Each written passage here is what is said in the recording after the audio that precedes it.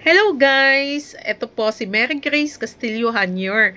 Ako po yung nakasama ni BP Sara na nasa news po na sa Dahig po na kasama po ang kanyang ina din doon sa mga larawan.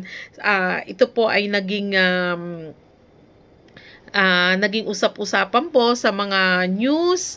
Yan, ako po yung kasama ng ina ni BP Sara at ng ating Vice Presidente sa mga larawan. At may kuha din po kami ng grupo.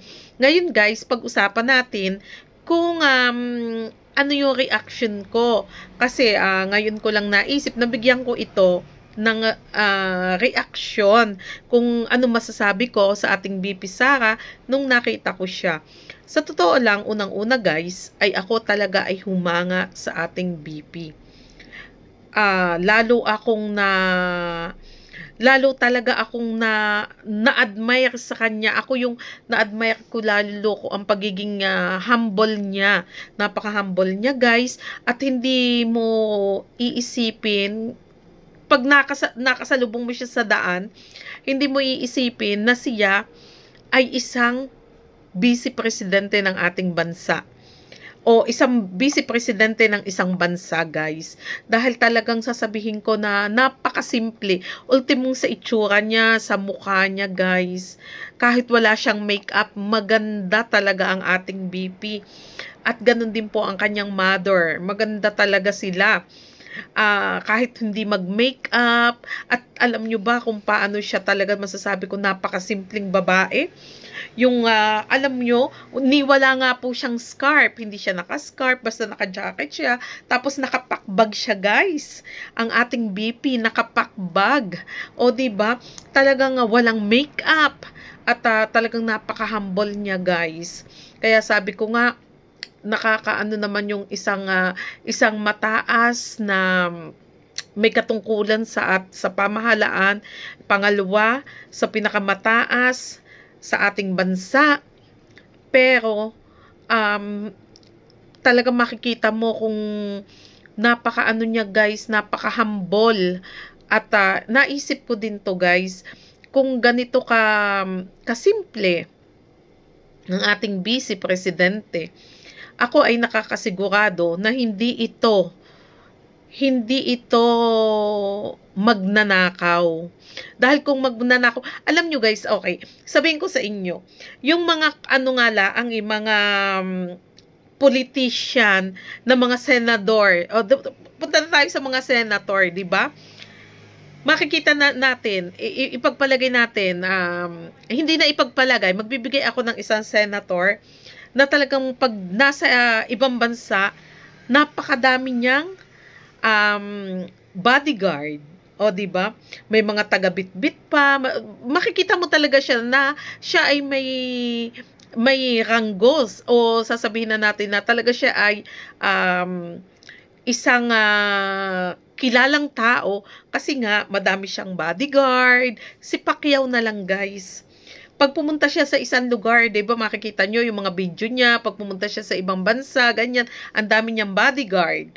Tapos, makikita mo guys na may mga taga-bitbit pa. O, kahit yung misis niya, di ba, kitang-kita talaga na sila ay matataas sa lipunan. Pero itong ating BP guys, kung hindi mo siya kilala na BP, hindi mo sasabihin na siya ay may mataas na katungkulan sa isang bansa. Talaga guys, sa masasabi ko, saludo talaga ako sa ating BP Sara sa pagiging humble niya. Alam nyo guys, talagang siya pa ang nag-ano ng group namin na photo. At saka hindi ka talaga maiilang sa kanya, dahil talagang kung magsalita siya, talagang alam mo yung may kababaan ng puso sa mga maliliit na tao na kagaya namin. Sino ba naman kami, di ba? Na bigyan niya ng na paunlakan niya na siya ay makuhanan ng mensahe o magpa-picture. Pero ganun pa man guys, iginalang namin talaga siya, at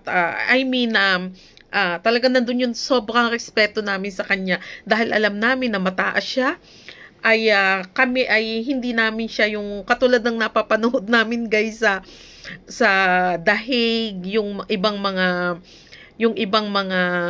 Pilipino siguro nakakalimutan sa sobrang tuwa na nakita ang ating pangalawang pangulo ay minsan akala nila tropa-tropa lang, kung mahawakan nila, kung mayakap-yakap nila.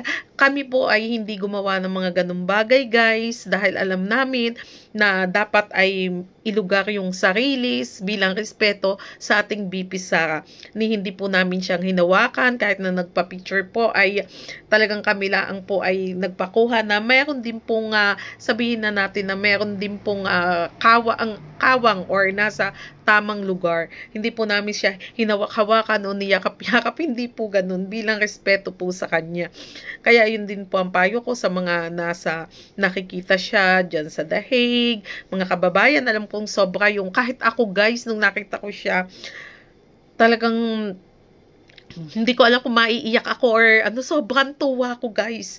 Pero inano ko yung sarili ko na BP yan, nandoon talaga yung respeto na hindi ko siya pwedeng hawakan. Humingi pa ako ng pahintulot dun sa kahit yung po dun sa kanya bodyguard kung pwedeng magpa-picture, yan, ganyan po. Kaya guys, hindi naman po ako against doon sa humahawak sa Pangulo. Pero alam ko po yung dala po na sobrang yung tuwa, sobrang pagmamahal sa ating BP. Pero sana po ay para wag na rin po mahirapan si Guapings, yung pong kanyang bodyguard na pag-aalis ng mga kamay sa mga hahawak, di ba? Nakikita natin sa video. Para wag na rin po siya mahirapan naman sa kanyang trabaho, ay tayo na po ang kumawang-kawang ng kaunti. Pwede naman po tayo magpa-picture, wag na po nating hawakan o yakap-yakapin, hindi po ba? Tama po ba ako? Yun guys ang masasabi ko. Talagang saludo ako at lalo po akong humanga sa ating Vice Presidente. Pag ganyang kasimple ang magiging Pangulo ng Pilipinas na susunod, sinisigurado ko guys, hindi yan magnanakaw. Dahil makikita mo, kung yan ay magnanakaw, makikita mo agad yan sa kanyang panlabas na kaanyuan mula sa mukha na inilalagay hanggang sa mga kung ano-anong nasa katawan, makikita mo agad yan guys. At saka nga pala po ay yun guys, para sa akin ay talagang masasabi natin na the best po itong ating Vice Presidente. At ganun din po ang kanyang mother, mabait din po. Sabi nga po ng isa kong kasama, hinaplos-haplos pa daw po yung isa kong kasama sa likod. Talagang napaka-humble po nila guys. Siguro ay dahil din po si Tatay Digong is ganun din po, di po ba? May puso sa mga mahihirap, may puso sa mga pangkaraniwang tao. Yan guys. Kaya sabi ko nga po ay kung kayo ang makikita nyo ang ating pangalawang Pangulo, ay talagang makikita nyo kung gaano siya kasimple guys. Pero kahit siya simple, napakaganda niyang babae. Ganon din po ang kanyang mother. Kaya yan nga guys, ngayon lang pumasok sa isip ko na maggawa ng reaction video nung nakita ko ang ating pangalawang Pangulo dahil nga po sa kung sa noon, hindi pa mag-ano sa utak ko na talagang nakuhanan ko ng mensahe ang ating pangalawang Pangulo at talagang hindi ko lubos maisip na nakapagpa-picture ako sa kanya at nakalapit. Yun guys, talagang ako'y napakaswerte bilang isang pangkaraniwang mamamayang Pilipino dahil ayun nga po ang ating nakadaupang palad po natin ang ating mahal na Vice Presidente guys. Ayun po. At sa iyo naman po Senator Manny Pacquiao, huwag ka naman po magagalit sa sinabi ko. Naging halimbawa ka lang doon sa sinabi ko. Pero sa totoo lang po ay totoo naman po yung sinabi ko. Ayan po. At hindi po ako against sa'yo. At ibig ko po sabihin idol po kita bilang magaling na boxing. Ayan po. Kaya sana po ay wag po kayo magalit sa akin. Okay guys, maraming pong salamat at ayun lang po ang aking reaction video. Nalaglag na ang bye-bye. Maraming salamat.